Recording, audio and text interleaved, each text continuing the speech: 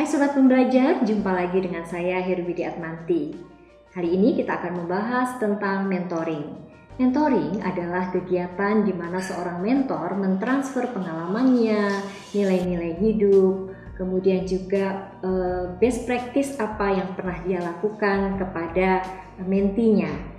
Nah, proses ini biasanya juga disampaikan tentang kendala-kendala apa saja yang harus diantisipasi, kemudian juga memberikan penugasan dan lain sebagainya. Mari kita saksikan video berikut ini yang mempraktekkan tentang mentoring. Permisi Bu. Hai. Ganggu nggak Bu nih? Enggak. Boleh masuk Bu? Ya, Bu, makasih. Bu, apa Bu? Baik. Sehat, Bu? Sehat. Ya, silakan duduk Tika. Silakan ya.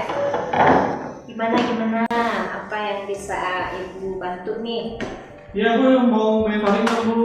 Oh, mau mentoring? Oke. Iya. Kalian berdua talent ya? Betul. Alhamdulillah. Iya, Mbak Tika talent ke pengawas. Mas Irfan talent administrator. Ya. Gimana? Apa yang bisa saya bantu terkait dengan kegiatan mentoring untuk talent ini? Ini Bu terkait dengan karena biasanya kan saya hanya sebagai koordinator di lapangan nih. Nah, mau jadi administrator tentunya harus punya kemampuan dalam memimpin rapat nantinya. Ya. Nah ini saya tanyakan untuk memimpin rapat yang efektif itu yang biasa Ibu lakukan seperti apa sih Bu? Oke, Irfan, kalau kayak gitu nanti deh kita bahas ya. Mbak Tika apa nih? Mau mentoring apa nih? Sama sih Bu, kurang lebih. Ini kan kita disuruh bikin ide itu ya Bu ya. Nah, saya masih bingung nih Bu, gimana sih caranya memimpin suatu project gitu Bu, biar targetnya tercapai dan bisa efektif dan maksimal gitu pencapaiannya. Oke, baik. Ibu ke Mas Irfan dulu ya.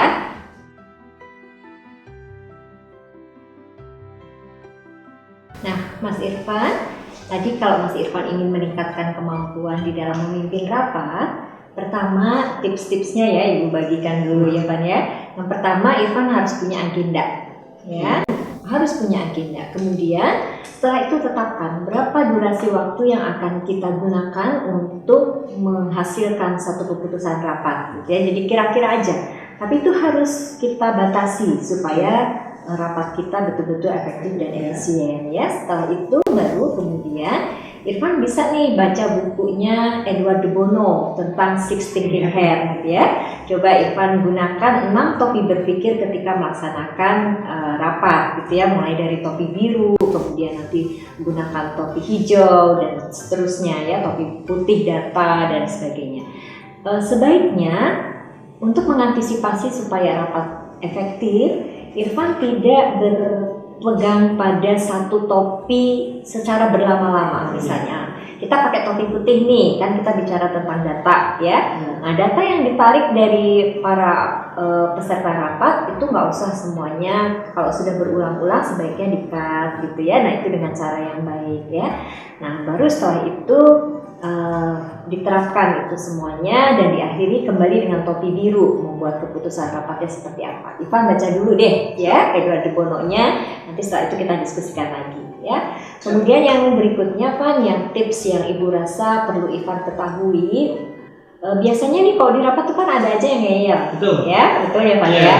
Nah, dari awal Irfan mesti tahu nih siapa saja peserta rapatnya, kira-kira seberapa ngeyel dia terhadap satu permasalahan. Jadi dari awal Irfan sudah mengantisipasi. Nah, itu biasanya akan mempermudah kita di dalam mengambil keputusan rapat, tidak berlama-lama meskipun kita belum tahu nih yang mau diomongin apa nanti oleh si orang yang ngeyel itu. Tapi kita sudah antisipasi dulu gitu ya, seperti itu. Dan terakhir nih Van, yang Ibu lihat kalau mimpin rapat itu di antara semua staf Ibu yang bagus yang bisa kamu contoh adalah Pak Bobi nih. Pak Bobi ya? Nah, coba deh kamu nanti Ibu akan bilang sama Pak Bobi untuk menjadi, kamu boleh job shadowing ke Pak Bobi ya. Nanti Irfan coba mimpin rapat di mana Pak Bobi sebagai pemimpin rapatnya kamu lihat dulu ya. Nanti setelah itu kamu coba memimpin rapat didampingi oleh Pak Bobi dan Ibu akan melihat Oke. Siap Bu. Ya, nanti progresnya setelah itu Irfan laporkan pada Ibu ya, mulai dari baca buku, setelah baca buku, kemudian Irfan ceritakan pada Ibu, kemudian apa yang kemudian Irfan rasakan dari setiap proses itu. Siap. Minggu depan saya report ya Bu ya hasilnya yang sudah sip. saya lakukan.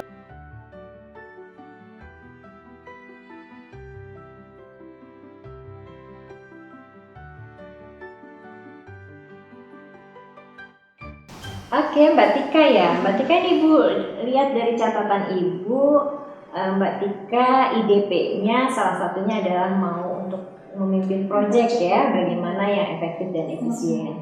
Mbak Tika ketika Ibu menjadi seorang tim leader pertama kali ini ya, yang pertama kali harus Ibu lakukan adalah bagaimana menyusun satu tim yang solid itu ya. Jadi Mbak Tika tidak boleh salah memilih orang, ajak orang-orang yang memang betul-betul bekerja sama.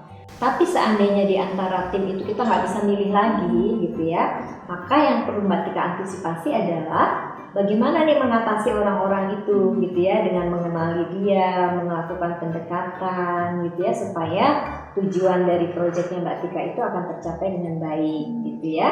Nah kemudian setelah tim disusun dengan baik gitu ya, Mbak Tika harus membuat komitmen dulu. Komitmen tujuannya seperti apa, disusun timeline-nya bersama-sama gitu ya. Dan setiap progres dari timeline tersebut harus diberikan feedback terhadap timnya. Jadi seperti yang Ibu lakukan ke Mbak Tika nih, kalau setiap kali Mbak Tika Ibu kasih tugas, Ibu kan selalu tanya gitu ya, seminggu apa yang sudah dilakukan Mbak Tika, progresnya seperti apa, dan jangan lupa dicatat gitu ya. Jadi kalau kita mau bikin tim yang efektif, Mbak Tika harus rajin untuk mencatat progres dari setiap anggota tim kita gitu ya. Kalau ada masalah kemudian harus dibahas bersama-sama ya, seperti itu. Nah, saya kira mungkin itu yang harus Mbak Tika lakukan. Pertama kali susun timnya, nanti boleh dikonsultasikan dengan Ibu siapa orang-orangnya, kemudian mengantisipasi kira-kira bagaimana karakter masing-masing gitu ya, kemudian penugasan apa, nanti Mbak Tika buat petanya dulu, nanti ceritakan pada Ibu, kita bahas progresnya ya. Jadi baru tahapan setelah itu Mbak Tika buat timeline-nya ya, yang akan dibahas bersama anggota tim. Ya, jadi timeline itu yang masih draft ya sifatnya. Mungkin itu pertama yang harus dilakukan dulu ya Mbak Tika ya. Besok kita bahas lagi kalau Mbak Tika sudah menyusun tim, mengusulkan orang-orangnya dan membuat timeline. Gitu ya, mudah-mudahan sukses, nanti pasti proyeknya sukses deh ya. Oke, cukup? Cukup nih Bu, baik terima kasih banyak nih Bu ya. Sama-sama, sukses ya Mas Irfan, Mbak Tika. Mudah-mudahan kompetensinya makin bagus sehingga apa yang ditugaskan oleh organisasi bisa terlaksana dengan baik. Oke. Terima kasih banyak Bu ya. Sama-sama. Ya, sukses ya. Nah, setelah kita saksikan praktek mentoring tadi, apa yang teman-teman rasakan?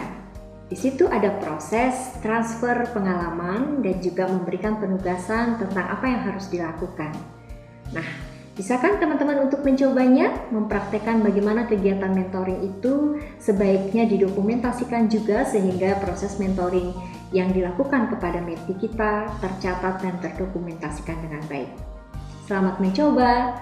Yuk, kita lakukan mentoring setiap hari untuk staf kita dengan baik.